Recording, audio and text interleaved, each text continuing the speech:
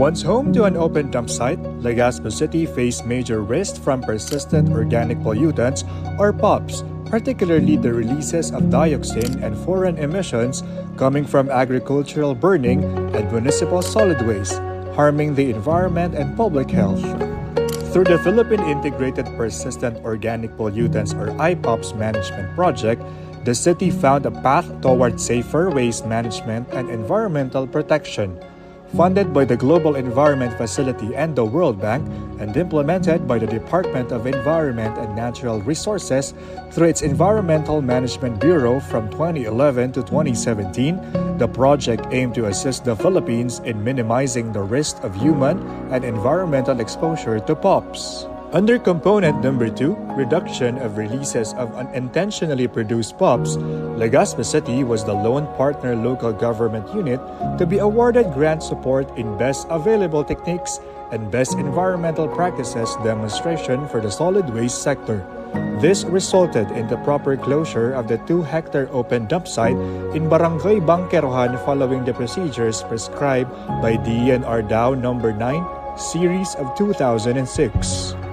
Ngayon po, fully closed na talaga siya. Ang ginagawa namin is yung maintenance. We allocate, I think, 500,000 annually for the maintenance. So we conduct sampling. So kumukuha kami ng mga samples, especially dun sa nilagay namin ng mga monitoring well. Kumukuha kami ng water sample para i-test as to the water quality. So bali quarterly namin yung ginagawa.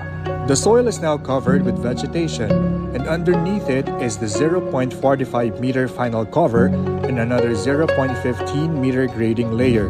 Additionally, a drainage system was installed, and these shade and gas management facilities were set up. The proper closure and rehabilitation led to significant reductions in methane, dioxins, and furans, which are toxic substances linked to health concerns and environmental degradation. Actually, nung open dump site ko, usually yung mga yung sa gastro, yung pang and then may mga diarrheal cases din. Bakit? Yung mga seepage galing sa open dump site, pupunta doon sa water source natin, maapektuhan yung mga water source natin ng tubig. And then ang usually sa environmental sanitation section, kung anuhin po natin, simple lang naman po yan, kalinisan sa ating kapalibutan yan. Kung hindi natin ma-manage po lahat, kahit anong bagay, kung hindi natin ma-manage, magkakaroon ng bad effect sa tao po. At the barangay level, Legazpi embraced ecological solid waste management, promoting segregation, reduction, recycling, composting, and safe disposal across all 70 barangays. As you know, in compliance with the Ecological Waste Management Act, the city government adopted a waste management strategy where it includes the waste reduction, the reuse, recycling, even composting, and of course the proper waste disposal. And we fully implement and strictly the waste segregation at the source, and at the same time the presence of all material recovery facilities are present in all barangays. And as part of the strategy, kasama na rin dyan yung aming pagbigay parangal sa mga best performing barangays. We recognize them and even give them cash incentives so that they may be, motivated and follow what is being implemented by the city government when it comes to proper waste disposal. A specialized tricycle now regularly collects pre-segregated waste from the barangay, making the process more efficient for the city's garbage truck to collect and transport solid waste to the designated site, saving time and fuel. We're very thankful po na nabigyan kami ng collection service po ng IPOP dahil po doon naging maayos po yung collection dahil mula po noon, wala pa kaming ginagamit na vehicle at yun lang po ang first time na magkaroon ng ang aming barangay ng collection service po. Before the dump site was closed, members of the informal waste sector earned their livelihood from there. Following its closure, the project provided support through educational assistance for out-of-school youth, employment opportunities, agricultural training, and support for junk shop operations. Before the project, though meron ng sanitary landfill, pero there still na may mga nag-exist na mga informal waste sector or IWS. So bali nung po kami magkaroon ng parang interview sa kanila, na-identify namin ay around 60 IWS. Pero as yung nagpo-progress yung pag-develop namin ng pag-prepare namin ng mga documents for submission sa IPAPS, yung UPAPS Action Plan, tsaka yung SDP, yung Social Development Plan. So from around 100 naging 60 na lang yun. Tapos actually kumunti pa yon. So, around 40 na lang po yung naging beneficiaries. So, ano po yung mga naging intervention namin, livelihood intervention? So, meron po kasi na 5 na mga youth na out of school youth nga yung iba sa kanila. So, nabigyan po namin sila ng educational assistance. So, other than yung educational assistance, meron din po na 10 na na-identify na maging ma-employ under the composting facility yung as waste sorter.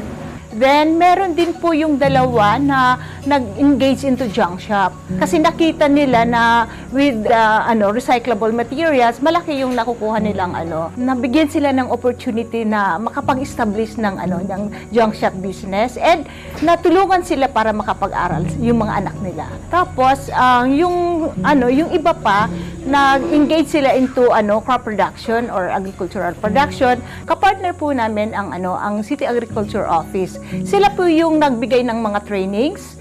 Sila po yung nagbigay ng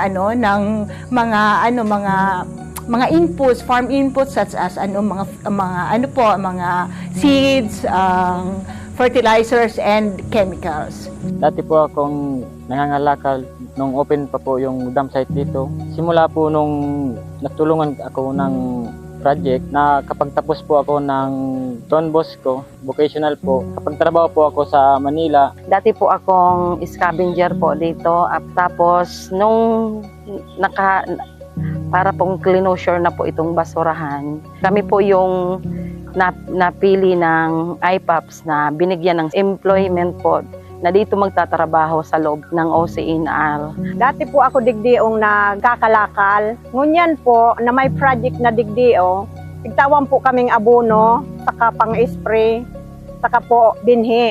Nakatabang po ito nakapa-eskwela po ako kan sa kuyang mga aki. Ngunyan po may saro na akong anas na po sinda may trabaho. Dati po akong nangangalakal dito sa dump site. Tapos po nung nag-organize po sila ng basurahan na po sila ng mga negosyo or mga sa mga nagkakalakal. Ako po yung nabigyan nila ng award para sa junk shop kasi po yung junk shop yung gusto ko talaga negosyo. The project not only protected human health, it also contributed to climate change mitigation by reducing greenhouse gas emissions. The closure of the dump site is done by the local government units, di ba? Pero nandyan lagi kami. We are in close coordination with local government units. The close coordination with the national government agency, which is the DENR and the EMB, was the mandate in the RA 9003 with close coordination with the local government units. So, ginagawa namin kapag gano'n, may monitoring. Because in the closure, ang natin dyan is dapat yung methane gas from the maalis yung methane gas. So dapat natin yan kasi kung hindi there are some factors na nangyayari. Nagkakaroon dyan ng sunog, nagkakaroon dyan ng fire, etc. etc. Tapos titingnan natin kung lahat ng leachate na develop during that closure, hindi siya mapupunta sa bodies of water. At yun ang ginagawa ng EMD. Legazpi City's transformation stands as a testament to what strong partnerships, responsible action, and community spirit can achieve. Dako lang pong pasalamat ko po sa project na naging beneficiaries po ako ng IPAP project. Sana po marami po silang matulungan katulad ko po dati na nangangalakal po ng basura. Salamat kasi kung hindi po sa kanila, hindi po kami nakapasok dito sa OCNR kasi po sila po yung nagtulong sa amin kung paano kami dito makatrabaho. Nagpapasalamat po ako sa IPAP sa pagtabang po sa kuya. Sana patapos ko po sa kuyang mga aki sa pag-eskwela. Sana po nakulpa kamong matabangan na pareho ko. Maraming salamat po.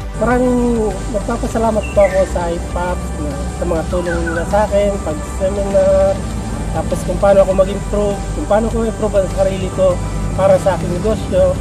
Yan po. Maraming salamat po sa kanila.